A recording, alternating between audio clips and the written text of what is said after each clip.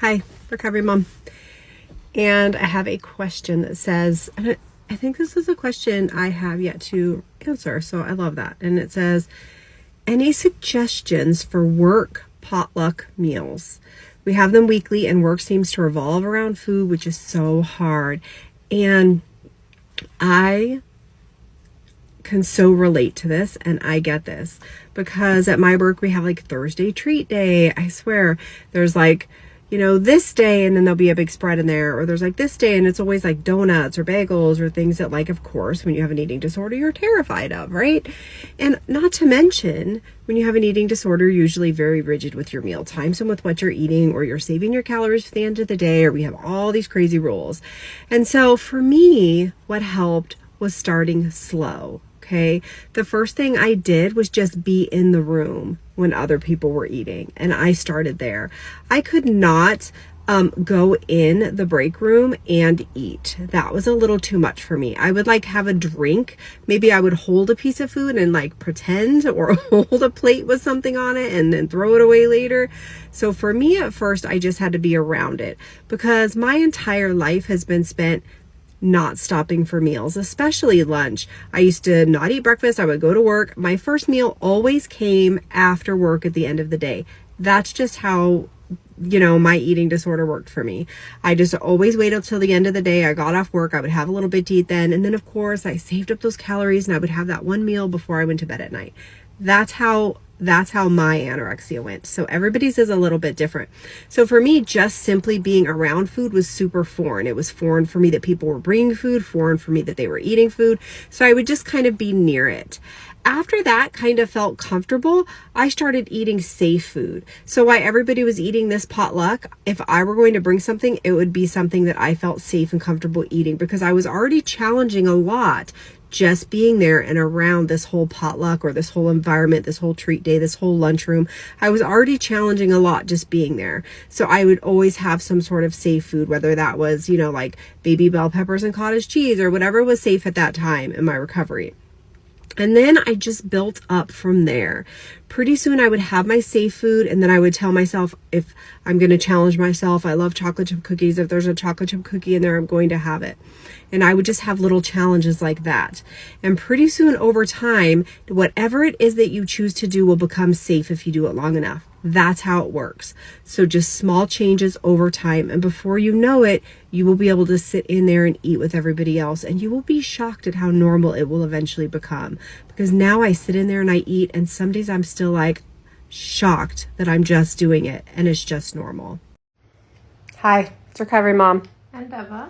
And Eva's over here. What color are you doing your nails, Eva? Oh, very pretty. And the dogs are here, and they're actually being quiet for a minute, so let's hope they stay quiet for 3 minutes.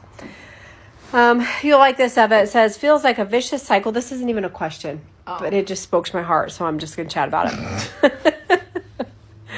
It says, feels like a vicious cycle. Restrict all day, and then feel like I want everything at night. Yeah, that was me. That was me. And here's what I would do. My eating disorder looked like not eating all day. At dinner, I would have like a big bowl of spinach, or I would have my famous like air fried carrots, and then I'd put them in the romaine leaf and have like what I would call hot dogs, but they were just carrots and romaine, or like, I don't know, a portobello mushroom with lettuce and call it a burger. I don't know. I would have something like that for dinner. And then before I go to bed, I would have like a ridiculous little like 300 calorie or less TV dinner. And then I would wake up in the middle of the night and I would eat and I would eat and I would eat and I would eat and I would eat, because all I could think about was food at night.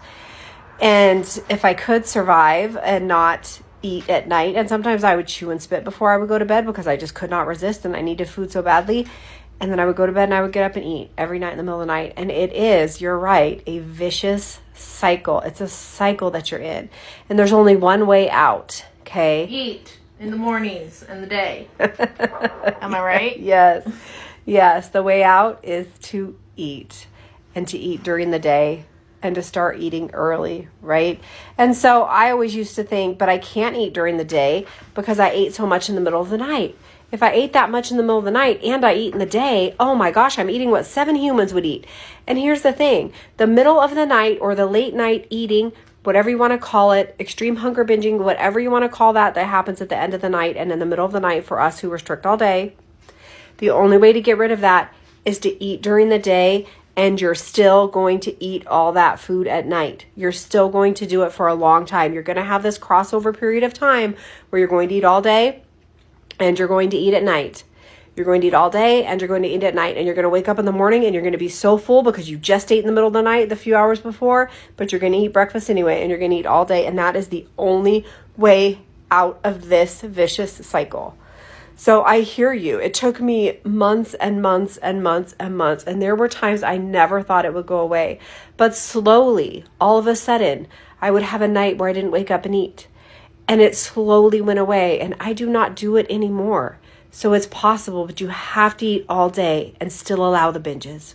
Good morning, it's Mom. And Eva. And today, actually, this was an interesting day for me because I wasn't really super hungry for breakfast, but my husband was in the other room and he was like, "You want some eggs?" And I said, "Yeah, I do want some eggs." So he made them dairy free and he made a bunch of extra eggs for me. And I have to say, it's absolutely freeing to be able, look at above the, look at above the fridge. Why is there so many? I don't know. I just happened to notice that. And so then look which bag I take. I take the full bag. I opened the full bag instead of an empty bag. But anyway, that's how I roll. So there's a million bags of chips on the fridge. We should talk about what they all are someday. And look how Belly is sitting on me. It was hysterical. She was literally sitting on my knees so that she could perch and be with me yet still see out the window. That looks good. Yeah, then I had this chocolate. So I had chocolate and chips for lunch. But what I was saying was it was so freeing to have somebody offer to make breakfast and just be able to say yes. And I knew I was going to go out to dinner tonight and have this. That was roasted Brussels sprouts. Where was that? With like prosciutto, and it was oily and it was delicious. And that's how much your father had. And I had everything in the black pan Where and is everything that? On my plate. That was at Mackenzie River. Oh, that's right. And then I had that lovely salad with that house vinaigrette with pears, and I don't know what else was on there. And then there was my pasta and breadstick. I had the breadstick, and I had like a half of the pasta and prosciutto.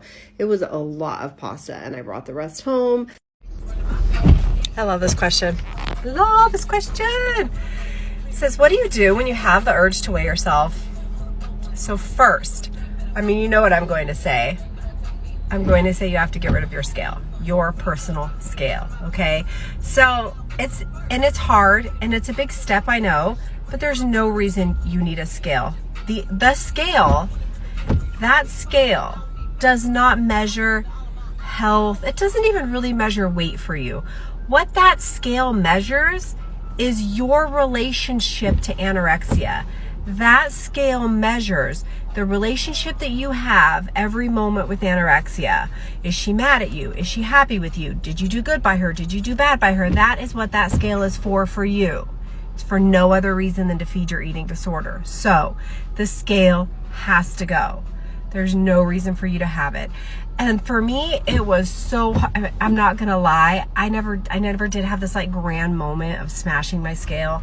My scale literally broke. It literally broke. I started getting an error message because I was on it like 10 times a day. Every time I peed, every time I walked by it, every time I went near the bathroom. If I woke up in the middle of the night, I got on that scale all the time. Finally, it started giving me the error message, and my dietitian was like, "Please do not get another scale, please." And me, thinking it was never actually going to break all the way, said, "Okay, I will get another scale." And then, that was Lou. And then when it finally did break, I panicked, but I didn't get another scale. I promised my dietitian I wouldn't, and I didn't. Here's the thing. I did go to Walmart constantly and set a scale down on the floor, weigh myself. I hadn't quit the gym yet, so I did go to the gym and weigh myself there. I would go sneak at my mom's house and weigh myself there. But I didn't have the scale at home to give myself that consistent and constant hit. That hit that you're getting from your eating disorder every time you get on it. So you have to get rid of that scale. And then when you have the urge, you just have to sit with it. You have to. It's the same thing when you get rid of purging, when you get rid of exercising. You will not feel that horrible forever. When you want to get on the scale, you cannot do it. I can remember the first few times going to my parents' house and not getting on their scale. It was easier at my house because my scale broke and I threw it away. But when I would go to my parents' house, it was really hard not to go in there and get on that scale. But you just have to white knuckle it and do it. Do you have a scale at your house? No. Have you ever had a scale? Why would I have a scale? I barely even have the necessities that I need to survive. Why the hell would I buy myself a scale? True. So, there you have it. Get rid of the scale. I'd sleep.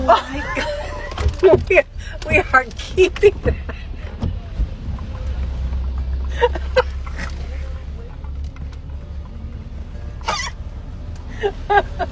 I am dead. That was actually stupid. And recovery mom. And Lou's gonna read the question. This person said, hi, I've been in Anna recovery for about 3 weeks now. I'm really struggling with bloating and constipation. Any tips? Sorry, I'm eating right now. Any tips? Yes. What would you do for bloating or constipation? Do you ever get bloated and constipated? All the time. Yeah? What do you do? Nothing. Nothing? No, I've never done anything that helps. No, so that's actually really good advice, because here's the thing about bloating and constipation. Good. I thought I was just lazy. It happens. There's not a lot you can do for it at the time, because your body is getting used to eating again. Your gastrointestinal tract has slowed way down due to your eating disorder, and now you're giving it extra food, which it's not used to processing. So until it gets used to processing it, you're going to bloat, you're going to be constipated. There's a few tips that, everybody gives, right? Hot water bottles, get a warm blanket, take a warm bath. Don't eat fruits and vegetables. Do not eat highly processed foods that easily go through and don't stop you up, right? Is that really a thing? Yeah. Oh, fruits and interesting. I have no vegetables. Fruits and vegetables will it makes bloat you sense. a lot, right? So you don't want to eat fruits and vegetables. So just basic stuff like that. But I think the most important tip or piece of advice, Sorry. that I could give, that I could give anybody going through this is, do not stop eating. Okay, I know it's like you start hurting so much. It's hard to eat through the bloat. It's hard to eat when you're constipated and full. But the most important thing you can do right now is eat through those feelings and how your stomach is. Because here's the thing: if you restrict, you have to do it again. You're going to have to go through it again. So under no circumstances do you want to stop eating and start restricting again. This is the time to buckle down, power through. Feel it. It's gonna feel bad. I bloated. It lasted forever. I went through times of constipation and it was rough. But every time I would run back to restriction or get, freak out and not want to feel the pain, stop eating for a while, it just prolonged it. It just goes on longer. So you have to buckle down and go through it and keep eating mechanically if you have to, but keep eating all the food every day.